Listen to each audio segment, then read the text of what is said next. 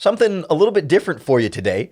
I filled in as a guest host for today's episode of Locked On NFL here on the Locked On Podcast Network, where we talked about Justin Fields versus Trey Lance and how that sort of year two transition is going for both young quarterbacks, plus Aaron Donald getting a massive contract extension from the Los Angeles Rams, and the Jimmy Garoppolo situation in San Francisco where he's injured and excused from mandatory minicamp. So a little bit of Bears talk in there for you, a lot of NFL talk in general. Hope you enjoy.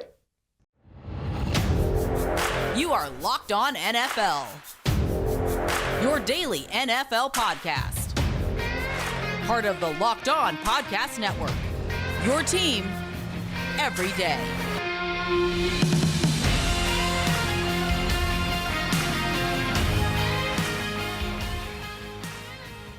Hey, what's going on, everybody? Welcome to the Locked On NFL podcast, part of the Locked On Podcast Network, your team every day.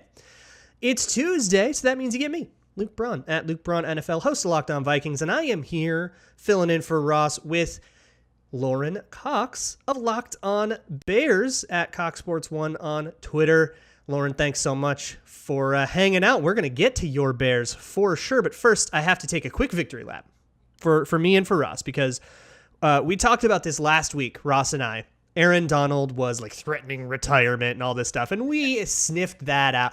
Come on. Of course it wasn't going to be that Aaron Donald retired. He was just posturing for a new contract, and lo and behold, Aaron Donald has signed an extension, a huge one that makes him the highest paid non-quarterback ever in the NFL, and now he's going to be tied to Los Angeles, and he's going to keep playing. Lorin, did you have any doubts? Never, right? Well, a player, he's still in his prime, is going to retire right after winning the Super Bowl. Of course, you got to cash in on that. It's a leverage play for sure when it's like, well, he could because he just won the Super Bowl. But if they hadn't won the Super Bowl, I don't know that would have been taken seriously at all. Like, it was purely like the leverage of, well, this is the time to go out if you're going to go out this early in his career. But I mean, we know these guys are freaks about competition and you know, that sort of almost like obsessive level of like wanting to be the best at what they do until they physically can't anymore. Of course, Aaron Donald has shown absolutely no signs of slowing down, and the Rams have certainly rewarded that and reflected that financially. I mean, what more is there to say about how great of a player Aaron Donald is, and certainly going to be worth every penny there. And Rams actually saving, I think, a couple million in cap space this year with the extension too. Right. So they're doing that with some void year stuff, which a lot of teams are doing now to kind of kick some cap down the road for when the cap explodes in future years. But $65 million guaranteed in the first 2 years of the contract. And Aaron Donald, there's a structure where Aaron Donald basically has an option to retire or return after next season. So he could return for the 2024 season for an additional $30 million, and it would be fully guaranteed, or he could retire then. Now Aaron Donald did say, like, when I got into football, it was 8 years and that was it, which always kind of felt like weirdly specific. Like, you happen to pick just exactly as many years as it would take for you to win a Super Bowl. However, if he does mull retirement after next year, like, that'll be an option on the table, and it seems like it's his move. But otherwise, they've used a bunch of void years to sort of spread out cap into those void years and into the future, so they'll have bigger dead cap hits later. But like you said, it's always going to be worth every penny. There is no player in the entire league like Aaron Donald. There's no player that lets you do things schematically like Aaron Donald does. And having that locked up, I mean, I don't know. You'd have to go pretty far beyond the pale before you started getting to amounts that I wouldn't pay for Aaron Donald. Yeah, at the same time, right, you talk about those void years, and I think it's like $23 million that they're pushing ahead into those years where it's not playable years on the contract. It's just financial years that, you know, he will not. It's a ghost year where he won't be under contract for the Rams. However, he will carry a cap hit. And then the way it works when the contract voids, it's like when you cut a player before his contract's over and all of his signing bonus accelerates. It works the same way as that. So they'll have a big old dead cap hit when Aaron Donald retires. Okay. Well worth it. But like, we kind of keep asking ourselves, like when they signed Allen Robinson earlier this offseason and some of these bigger free agents, and then extend Aaron Donald, and Cooper Kupp's contract extension is supposed to be next. Like, we keep kind of asking Stafford. Stafford too. Like, where do they keep finding this money? They keep pushing it in the future and keep pushing the future, and it's never caught up to them, or still at this point has not caught up to them. And yeah, I think there's been some depreciation of talent. They have an offensive line full of players on rookie contracts and some other guys that are good value. But I don't know. Les Snead, I mean, he says F them draft picks, but somehow F that salary cap space too. I don't know. Yeah, well, he's using the salary cap space, right? And it's just, he's just borrowing it from future years. That's kind of the way that I always think about it. And it is a highly abusable system because let's say, you've got $10 million that you want to spend, but you only have $5 million in space. You can just take $5 million from next year via restructure or void year or whatever, and pay your bills. And then you just have $5 million extra in debt next year. That is a dead cap hit or whatever. And then you could just do the same thing next year. If you're like, oh man, I've got that $5 million debt and I'm $5 million short. Well, I can take $5 million from the year after that. And there's no interest. There's no extra fee. There's no extra penalty for doing that. It is an entire, I mean, you can freely move money from 2024 into 2023 into 2022. You can move money from this year to next year, from next year to this year, completely free. And that is insanely abusable. Like it's so easy to, and free to just kind of create money out of thin air and keep working up debts. And you can just be like the Saints where you're up to your eyeballs in debt forever. And then you can just keep on borrowing from future years. And eventually it reaches a tipping point where you got 100 million in debt cap and blah, blah, blah. And that'll happen 8 years from now when nobody, when we're well past all of this. It's abusable as long as you're good at picking the players that you abuse it with, right? The Rams have been able to successfully spend on these players that actually do pan out to be good, where you compare to my Chicago Bears from the previous regime that did the same type of method, but often spent the money in places that wasn't as productive. And now you see them currently trying to dig out that hole. And I think the Saints have sort of been in the middle ground here where they have had some good luck pushing ahead and they have had some misses in there. And of course, a giant Drew Brees retirement throws off plans quite a bit, but there's only a certain level of abusability. You also have to be a really good general manager to make it work well too.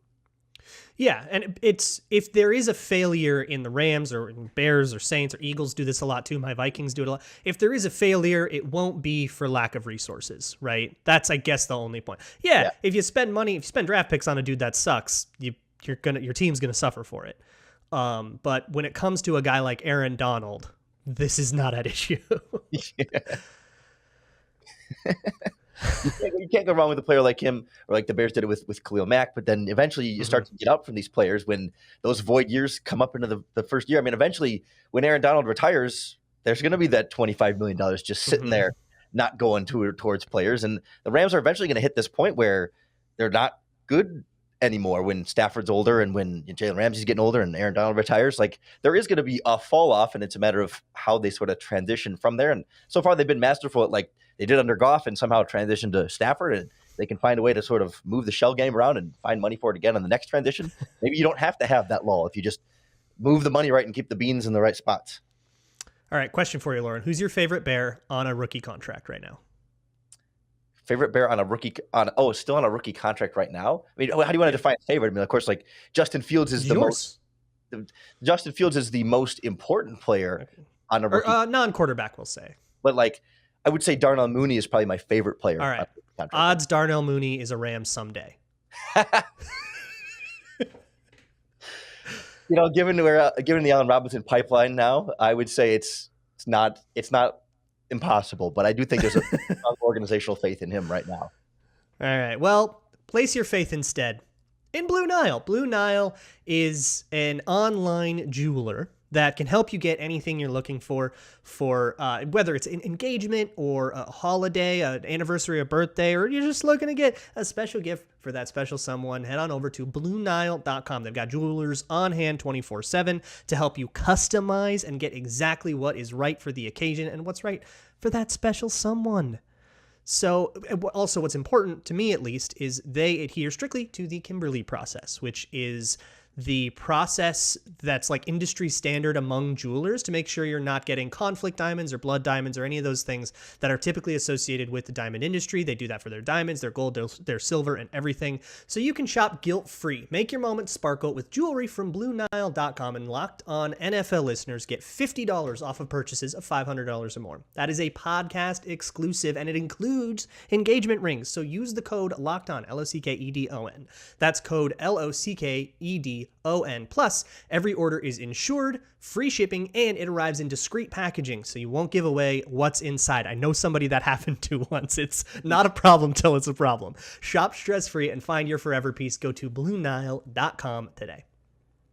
Well, speaking of shopping stress-free, our friends at rockauto.com are always the place I go to for all of my auto parts needs, because I know whatever I'm looking for, I can find it at rockauto.com. They have the deepest catalog anywhere I've seen online. I mean, so many different parts. I don't fully understand what all of them are, but I know my mechanic does. And when he tells me what I need, rockauto.com can get it for me at a great price. It's super easy to navigate, though. You can just enter in your car's make and model, and boom, it's this list of all the different parts. And you can sort by the brands, specifications, and prices that you prefer.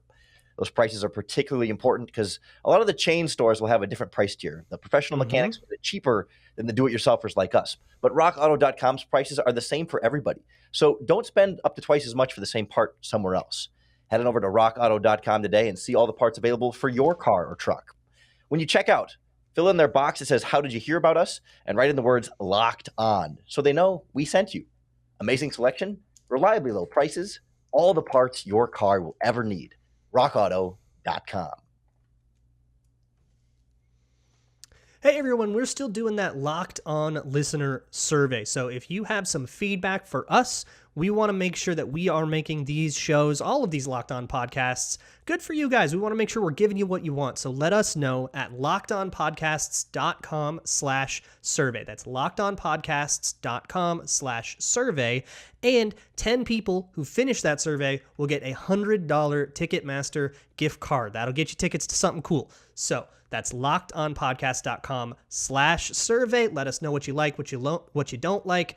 And thanks so much for your help. But I want to switch gears here and talk about another NFC West team with some interesting stuff. Lorin, fill me in on what's going on with Jimmy G. This saga has been completely insane. I don't get it at all, but tell me where we're at now. Well, we've all been sort of waiting for the trade news or some sort of something yeah. there. And it feels like the 49ers are starting to maybe come a little bit more formally closer to changing the guard here. So officially, the report is that Jimmy Garoppolo has been excused from this week's mandatory minicamp. The 49ers actually moved up the date of their mandatory minicamp to this week. It was originally scheduled for, I think, next week, or I think it was like the 14th, 15th, or a couple weeks from now. For some reason, they just last week decided they're going to have it a little bit sooner. And Jimmy Garoppolo apparently not fully healthy from the offseason shoulder surgery he had in March. And that's been sort of the excuse as to why he hasn't been traded yet. But at the same time, you get like reporting. There's a Carolina Panthers beat writer for the Charlotte Observer who says, the Panthers want no part of Jimmy Garoppolo's $26.9 million cap hit this season, and that the 49ers have not shown a willingness to take on Jimmy Garoppolo's salary cap in some of his cap hit in trades. And so they keep hiding behind this shoulder injury. They're letting him stay away from practice so Trey Lance can be the guy at practice because of the shoulder injury. And for sure, maybe Jimmy Garoppolo is not fully healthy from that. But that seems to be what everyone is waiting for, at least saying what they're waiting for, and that potentially he could be cleared to throw again at the end of this month or maybe early July, certainly by training camp, right? But right in time for another team to bring him in at the beginning of their real major offseason activities. So that means Trey Lance gets first-team reps, which we'll circle back to, I think. I have two theories here. These are two very speculative theories, and 49ers fans are going to hate one, they're going to love one. The one they're going to love is that the 49ers are just biding their time, and they're saying, I mean, it could just be like legit, his shoulder is hurt, and he wouldn't pass a physical, and teams are waiting for that. But barring that, I wonder if they're biding their time. And I think back to Sam Bradford, 2016, the Vikings trade for Sam Bradford. They dumped a first-round pick for Sam Bradford because Teddy Bridgewater got injured that preseason and they were in panic mode. And I wonder if the 49ers are waiting because somebody's going to have an injury, somebody's going to have a problem, somebody's going to have a QB competition and realize, oh, crap, both these guys suck. Looking at you, Giants. Steelers. Isn't that the thing, though? It's like you've got teams already with quarterback needs. The Seahawks, right? The Panthers, well, that too.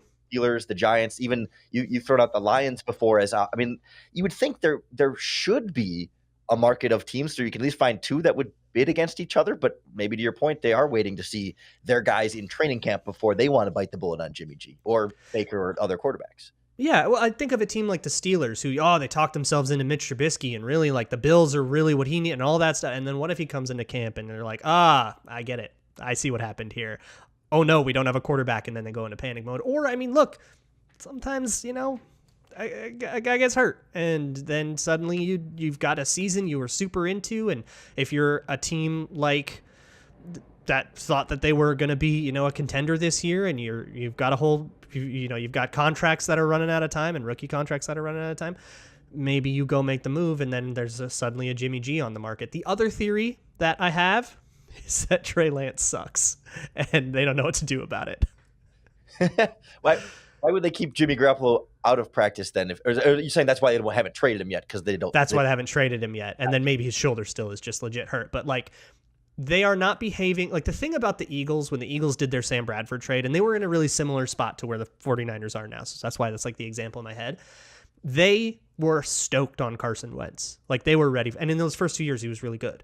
And so like they had some, they were like, oh, sweet. Sam Bradford, absolutely expendable piece. And we're good to just kind of sit on him until somebody gets desperate. And then this is not a team behaving like they've got some hidden diamond in the rough.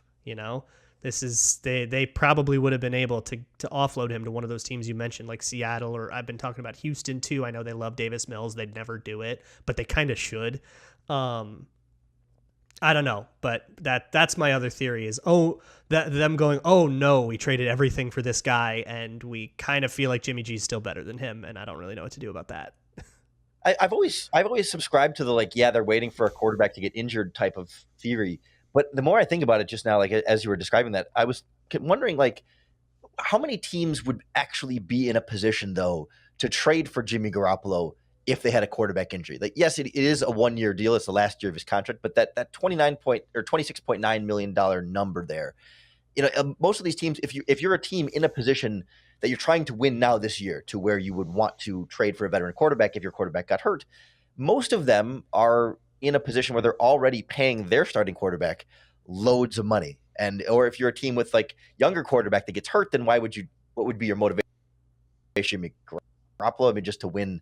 It seems like there's very many of these teams that exist in the middle ground where it's like they don't have young quarterback of the future, but they also don't have solidified veteran starter that you're already paying $30 million to. So you can't take on another $27 million quarterback on top of that. It just seems like there's not that middle ground, or at least maybe the Falcons with Mariota trying to have something in the place ahead of the rookie that they just drafted. Or I mean, if something happened there, or Ryan Tannehill, and they're still paying Ryan Tannehill $30 million in Tennessee. I don't know. There's not a lot of those spots that really fit that mold for me.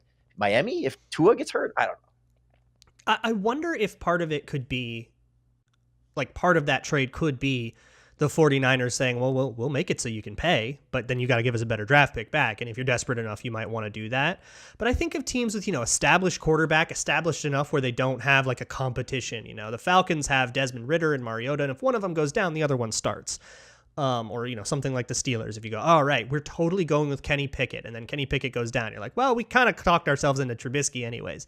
But I think of a team like the Raiders, that have this crazy division and they're trying to keep up.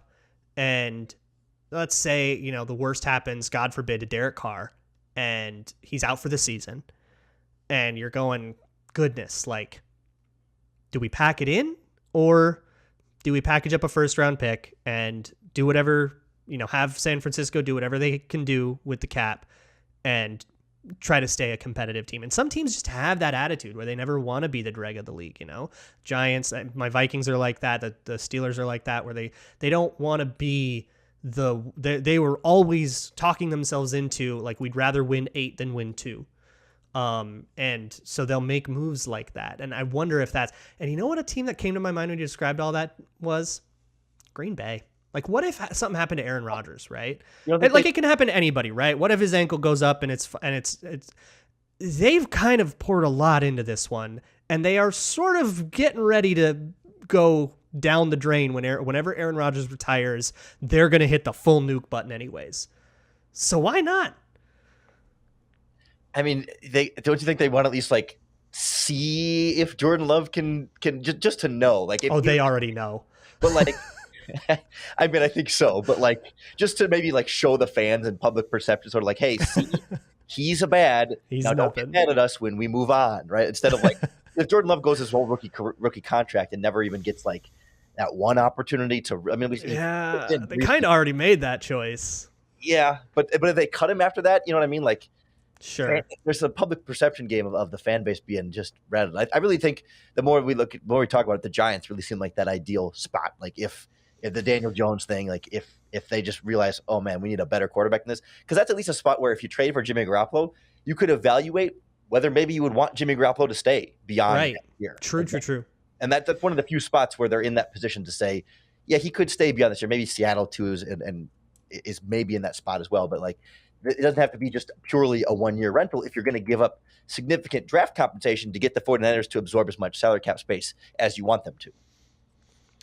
There's always going to be a piece of me that thinks, until it happens, there's going to be a piece of me that thinks that San Francisco's just going to trot out Jimmy G again because they just have no choice because Trey Lance still isn't ready, which, like, he had only played like 19 games in college. Him having a longer development arc is totally fine. But it brings me to the next conversation, which is what we're going to get into next, which is Trey Lance, and I want to talk to you a little bit about Justin Fields, these second-year quarterbacks that are very clearly like on a development arc. And I'm going to ask you some pointed and difficult questions, Lorin. Get ready for it.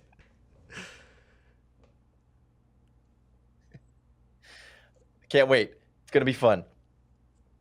First, we need to get to our friends at BetOnline.net.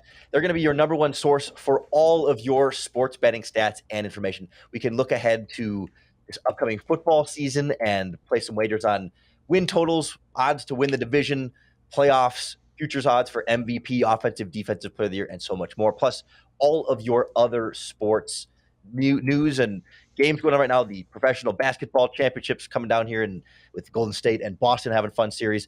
NHL playoffs in their conference finals. Major League Baseball season in the thick of it. Plus, all the latest fighting news from MMA to UFC and boxing, esports, live betting, and so much more. BetOnline is going to be your continued source for all of it. So much more. Head on over to betonline.net today or use your mobile device to learn more about the trends and action you need to know. BetOnline, where the game starts. All right, Lorin, I'm giving you the third degree. So here's the deal. We just talked a lot about Trey Lance. And look, the way that team is behaving, I have concerns about Trey Lance's development. If Trey Lance was really coming along and was ready to take a big second-year leap and they trusted him, I think they would not be hanging on to Jimmy G the way they would. I think a trade already would have happened. In Chicago, we've seen a lot of Justin Fields. Obviously, that offense was terrible. There were some issues there that weren't necessarily Justin Fields' fault. Like, there's excuses for sure. And first-year player, like, you know, there's always going to be some growing pains there. But I guess, first off, I want to hear from your perspective. What are you expecting out of Justin Fields this year? Like, what would make you say, all right, we're okay with Justin Fields? And what would make you say, oh no, he might not be the guy? Like, where's that line? I think it's a little hard to say at this point as far as like a measurable, because I don't think this Bears team is fully formed yet. For sure, yeah. I know, like, every team, vibes, though. Yes, vibes, because like the Bears are probably still going to sign a new starting offensive lineman and probably another wide receiver at some point. And like, assuming you get a little bit more in place than what they have now, it still feels like they're farther behind in that process. You need to see, I think, clearly progress and a little bit more of that. I don't want to say consistency, but like, so like, for example, with Justin Fields last season, I always felt like he was really good at making the difficult things look easy, but then he made a lot of the little things look difficult. Like he would one hop a short pass on a little curl route on a quick 3-step drop because he's not so much the short, quick timing type of passer. And so I don't need him to this season. It is. It's a weird thing, right? With John DeFilippo, like, I don't know. Yeah, and Matt Nagy. Chicago makes me mad. It does. It makes us mad too. Trust me. But like, so like, I don't need him to be a perfect quarterback and make all these heroic plays all season and carry this team single-handedly to 9 wins. Like, no. What I want to do is see him, cut down on how long he's been holding onto the ball in the pocket sometimes, and work on that pocket presence in general, and make some of those easier throws look easier, even if he doesn't hit some of the more difficult throws and some of the spectacular, rolling out of the pocket, falling away and throwing it downfield and finding a wide open or an open dart on Mooney at the sideline. Like those plays are exciting and gave us a lot of things to be excited about last season in Chicago. But like, that's not as important to me as like, let's get more of that like foundational piece in place and try not to ask him to do as many of those things. And if it feels like, okay, he's gotten clearly better in those areas that were holding him back as a rookie, that's the progress I need to see moving forward. But if some of those same issues persist, as far as maybe being a little slow reading things and reacting out of the pocket and doing some of the easier things, that's when you start to have some real concerns about, okay, like, is this regime going to be committed to him for the long term, or will they start to have doubts too? I wonder, new regime, they inherited him, right? Were they as high as, Nagy and Pace were? But I guess, like, my thing with the Bears, and I've been meaning to ask you this, I'm glad I get a chance. The Bears seem to have gotten a lot worse this year. How are we supposed to reconcile that with, even if Justin Fields is not ready yet, how is it supposed to help him get there? Like what is there a plan in place, or are they just like accumulating assets? So I think it's definitely like not ideal, and it's not the way you would want to put Justin Fields in right now. And I think the team recognizes that. But the harder question for me has been like, what should they have done instead? Because, I mean, obviously, yes, you would think build a strong offensive line, wide receivers. Ideally, you know what they should have done. But logistically, they did not have significant salary cap space this offseason. They did not have a first-round pick. So in order to fill all the different holes they had, it's not like they spent a bunch of money on defense and just ignored the offense. Like, they spent a little bit more money on defense, but not much more. I mean, you could take $2 or $3 million away from this contract here and that contract there and funnel that towards one more offensive lineman or one more receiver. But like, there was never going to be money to sign a big name wide receiver. There was never going to be money to sign a big name offensive lineman there was never a first round pick to use on a big receiver or a big offensive lineman. So like, you could find like little things you would tweak here and there to change the offseason plan to be more Justin Fields focused. And ideally, that's probably where I would have gone. But I don't know that even if you put all your eggs in as much as building around Justin Fields as you could right now in this offseason offensively, like with wide receivers and offensive line, I still think you wouldn't be able to build as good of a core anyway that you'd be looking for. And then you would also have even bigger holes on defense and other areas of the roster that they also chose to build up perhaps more than they should have compared to what they should have done around Justin Fields. But it's not like they had this open slate of like, we can build the roster any way we want and we're going to choose to not build around Fields. It was, oh crap, we have 40 free agents and $30 million to fill, 8 starting spots. We got to fill these players somehow. And unfortunately, that means we can't put great wide offensive linemen around Fields, and could have done. There was more, but only so much.